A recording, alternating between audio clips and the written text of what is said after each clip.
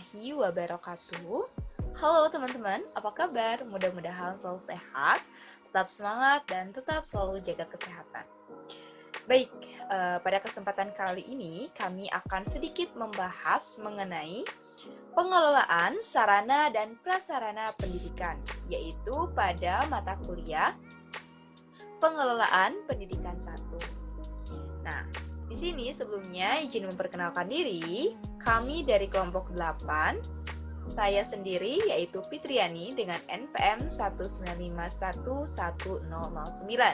Kemudian ditemani oleh rekan saya yaitu Siti Robiah dengan NPM 1951209. Kami dari kelompok 8 kelas 2A. Baik, adapun cakupan materi yang akan kami bahas yaitu tentang pengelolaan sarana dan prasarana pendidikan. Yang pertama, pengertian. Kemudian yang kedua adalah tujuan. Yang ketiga yaitu prinsip dasar. Yang keempat yaitu perencanaan. Yang kelima ada pengadaan. Yang keenam yaitu pemeliharaan. Yang ketujuh, inventarisasi, dan yang terakhir adalah tentang penataan. Baik, untuk itu langsung saja kita ke pembahasan yang pertama, yaitu tentang pengertian. Nah, apa sih pengertian dari pengelolaan sarana dan prasarana pendidikan? Sebelumnya kita harus mengetahui dulu, sarana itu apa? Sarana menurut Kamus Besar Bahasa Indonesia atau KBBI adalah segala sesuatu yang dapat dipakai sebagai alat dalam mencapai maksud atau tujuan. Kemudian menurut ketentuan umum Permendiknas atau Peraturan Menteri Pendidikan Nasional Nomor 24 Tahun 2007, sarana adalah perlengkapan pembelajaran yang dapat dipindah-pindah. Oke, selanjutnya yaitu tentang prasarana. Nah, prasarana menurut Kamus Besar Bahasa Indonesia atau KBBI adalah segala sesuatu yang merupakan penunjang utama terselenggaranya suatu proses, usaha, pembangunan, proyek. Nah, prasarana pendidikan merupakan semua komponen yang secara tidak langsung menunjang jalannya proses belajar mengajar di sekolah. Nah, adapun kesimpulannya yaitu sarana pendidikan adalah semua perangkat peralatan, bahan, dan perabot yang secara langsung digunakan dalam proses pendidikan. Sedangkan prasarana pendidikan adalah semua perangkat kelengkapan dasar yang secara tidak langsung menunjang pelaksanaan proses pendidikan. Oke, selanjutnya yaitu tentang pengelolaan sarana dan prasarana pendidikan. Nah, pengelolaan sarana dan prasarana pendidikan dapat diartikan sebagai kegiatan menata mulai dari merencanakan kebutuhan, pengadaan, penyimpanan, pemeliharaan, penginventarisan, dan penghapusan, serta penataan lahan bangunan, perlengkapan dan perabot sekolah secara tepat guna dan tepat sasaran. Oke, selanjutnya ada tujuan pengelolaan sarana dan prasarana pendidikan. Nah, yang pertama yaitu untuk mengupayakan pengadaan sarana dan prasarana pendidikan melalui sistem perencanaan dan pengadaan yang hati-hati dan seksama. Selanjutnya yaitu untuk mengupayakan pemakaian sarana dan prasarana secara tepat dan efisien. Dan terakhir yaitu untuk mengupayakan pemeliharaan sarana dan prasarana sekolah sehingga keberadaannya selalu dalam kondisi siap pakai dalam setiap diperlukan oleh semua personil sekolah. Nah, jadi dengan adanya pengelolaan ini dapat meminimalisir ketika sarana dan prasarana itu tidak siap dipakai untuk kebutuhan sekolah. Jadi dengan adanya pengelolaan dapat siap siaga ketika dibutuhkan oleh sekolah ataupun semua personil sekolah. Oke, selanjutnya yaitu tentang prinsip dasar sarana dan prasarana pendidikan.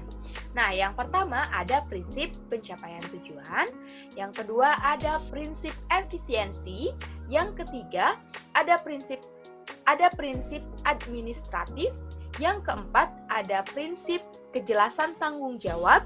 Yang kelima, ada prinsip kekohesifan. Oke, selanjutnya yaitu tentang perencanaan, kebutuhan sarana dan prasarana pendidikan. Nah, yang pertama, perencanaan pengadaan bangunan gedung sekolah. Yang kedua, yaitu perencanaan pengadaan perabot dan perlengkapan pendidikan. Dan yang terakhir adalah perencanaan pengadaan tanah untuk gedung sekolah. Baik, untuk materi selanjutnya yaitu pengadaan sarana dan prasarana pendidikan.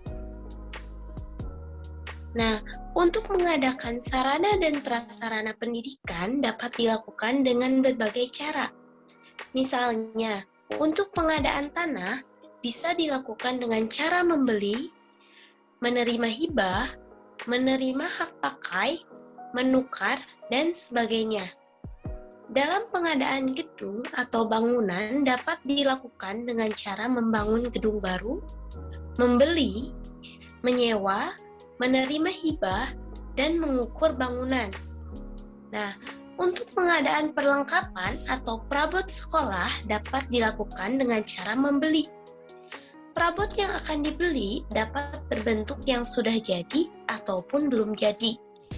Nah, dalam pengadaan perlengkapan ini juga dapat dilakukan dengan jalan membuat sendiri atau menerima bantuan dari instansi pemerintah di luar Departemen Pendidikan dan Kebudayaan, badan-badan swasta, masyarakat, perorangan, dan sebagainya. Kemudian materi selanjutnya yaitu pemeliharaan sarana dan prasarana pendidikan. Sebelumnya, apa sih itu pemeliharaan? Pemeliharaan adalah suatu kegiatan yang kontinu untuk mengusahakan agar sarana dan prasarana pendidikan yang ada tepat dalam keadaan baik dan siap untuk dipergunakan. Nah, perlunya pemeliharaan yang baik terhadap bangunan, perabot, dan perlengkapan sekolah dikarenakan kerusakan sebenarnya telah dimulai semenjak hari ini. Pertama, gudang, perabot, pembong, penjual, pembeli sarana tersebut. Kemudian, disusul oleh proses kepunahan.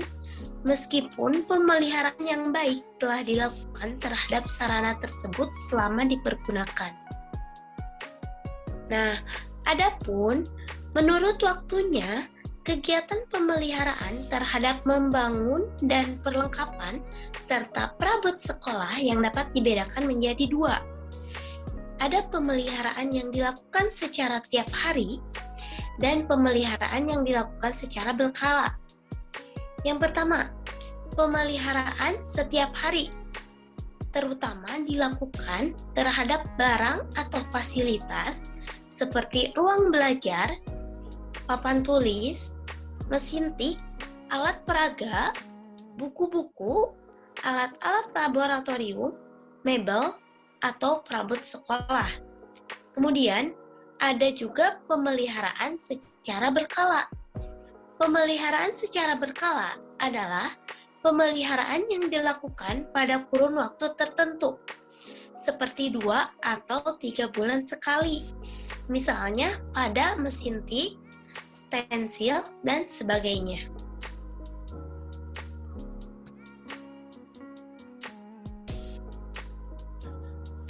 Oke, untuk materi selanjutnya yaitu inventarisasi sarana dan prasarana pendidikan. Sarana dan prasarana pendidikan yang ada di sekolah atau lembaga pendidikan lainnya, ada yang berasal dari pemerintahan, ada juga yang berasal dari diri sendiri, seperti membeli, membuat sendiri, sumbangan, dan sebagainya.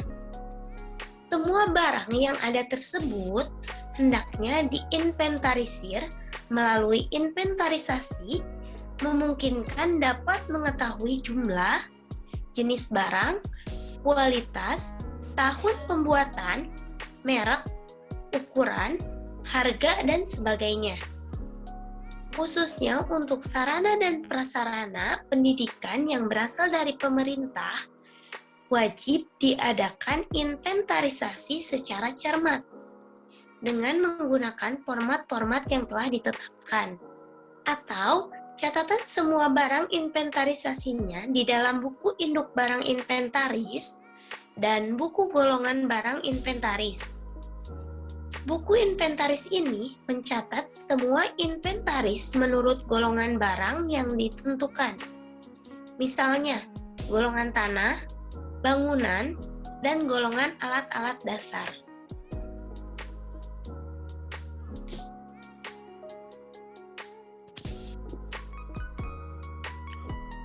Selanjutnya yaitu penataan sarana dan prasarana pendidikan.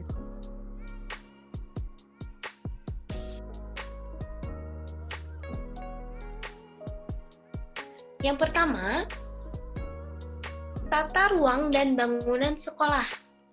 Dalam mengatur ruang yang dibangun bagi suatu lembaga pendidikan, hendaklah diperhatikan hubungan antara suatu ruangan dengan ruangan lainnya. Nah, hubungan antara ruangan-ruangan yang dibutuhkan dengan pengaturan letaknya tergantung pada kurikulum yang berlaku. Dan tentu saja, ini akan memberikan pengaruh terhadap penyusunan jadwal pelajaran.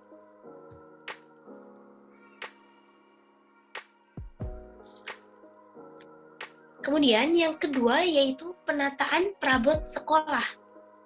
Tata perabot sekolah mencakup pengaturan barang-barang yang dipergunakan oleh sekolah sehingga menimbulkan kesan dan kontribusi yang baik pada kegiatan pendidikan.